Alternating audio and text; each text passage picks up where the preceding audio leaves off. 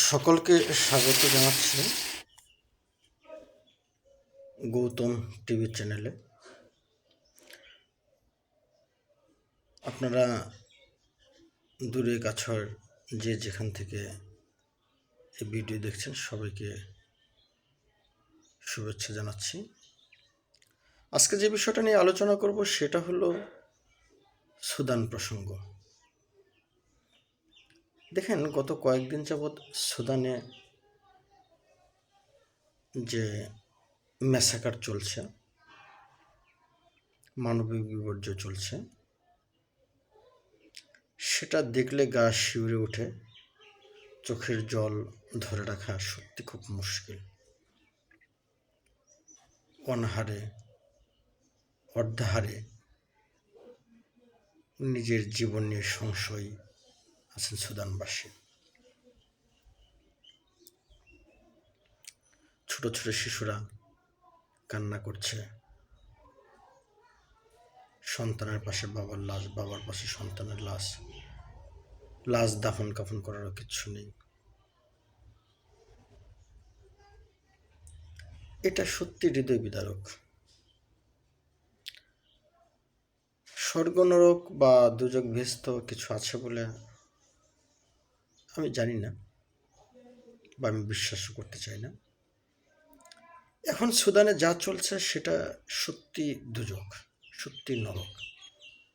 এটাই হলো বাস্তবতা। আজ ফেসবুক,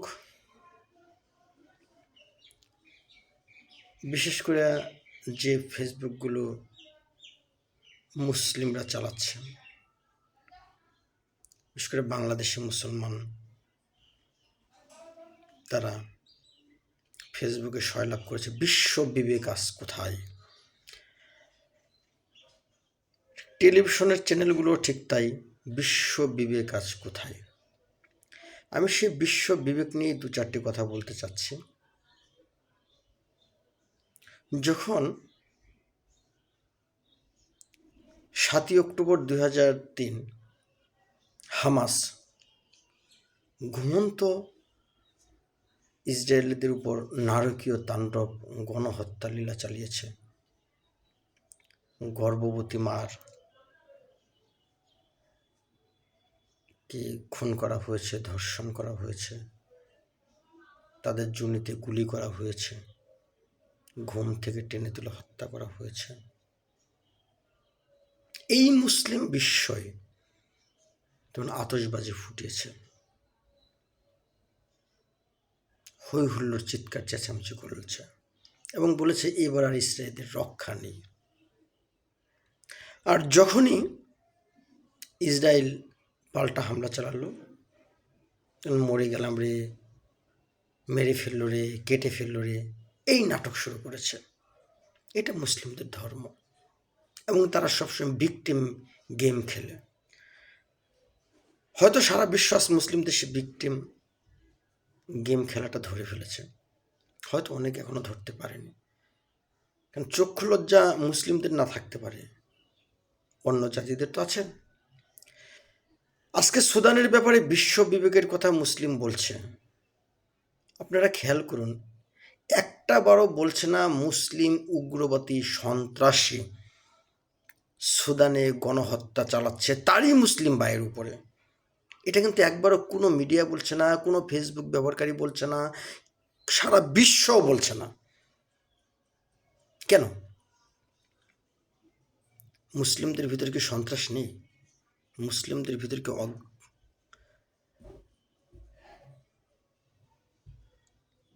জঙ্গি নেই মুসলিমদের ভিতরে?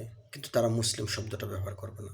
তাদের একটা স্ট্র্যাটেজি দেখবেন, মুসলিম বিজ্ঞানী, মুসলিম চিকিৎসক, মুসলিম সাহিত্যিক, সব কিছুর পিছনে মুসলিম শব্দটা লাগাতে হবে। তারা যে মানুষ নিজেরা এটা স্বীকার করে না, তারা স্বীকার করে তারা মুসলিম, তারপর তারা মানুষ। অথচ দেখেন আজকে সুদানে যা চলছে, একটি মুসলিম দেশ, মুসলিম মিডিয়া, মুসলিম ইলেকট্রনিক্স মিডিয়া, ফেসবুক ব্যবহারকারী কেউ বলছে না যে মুসলিম এই সমস্ত জঙ্গিদেরকে মুসলমানরা ঘৃণা করে, তাদের বিরুদ্ধে সবাই ঐক্যবদ্ধ হন, কেউ বলছে না। বলছে কি? সুদানে গণহত্যা চলছে। কে চালাচ্ছে? এক পক্ষ আরেক পক্ষ। মুসলমান হচ্ছে এটা কিন্তু বলছে না, বা মুসলিম সন্ত্রাসীরা নিরীহ মুসলিমদেরকে মারছে এ কথা কেউ বলছে না। আর বলছে বিশ্ব বিবেক কোথায়? আরে বেটা, তোদের বিশ্ব বিবেকের দরকার কি? বিশ্ব বিবেকটা তো কাফের, মুসলিমরা তো কাফের। বিশ্ব বিবেকের প্রয়োজন কি? তোমাদের মুসলিম বিবেক কোথায়? 50-60টা মুসলিম দেশ, তোমাদের বিবেক কোথায়? তোমাদের বিবেক জাগ্রত হয় না? মুসলিম ভাইদের জন্য মন কাঁদে না?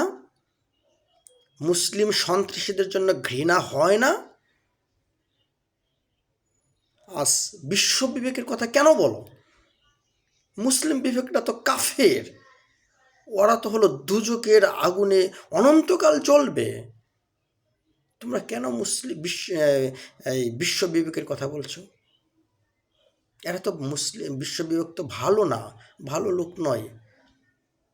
তোমরা যারা মুসলিম বিশ্ব আছো সবাই ভেস্তে যাবে, 72টা অন্যে ফুর্তি করবে।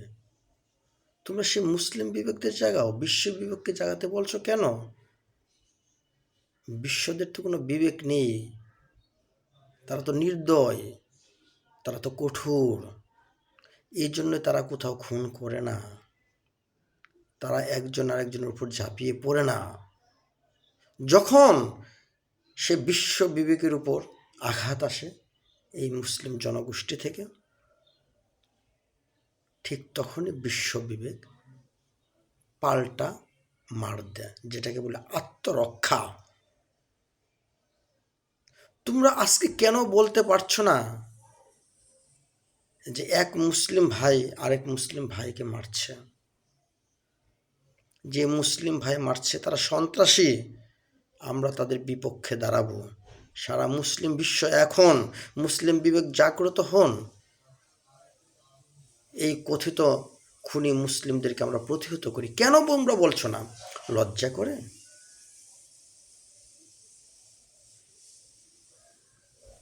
কেন এত লজ্জা? নিজেদেরকে মুসলিম দাবি করো, বিশ্বের সর্বশ্রেষ্ঠ জাতি, আর অন্য জাতিরা তো হলো শিয়াল, কুকুর, বিড়াল।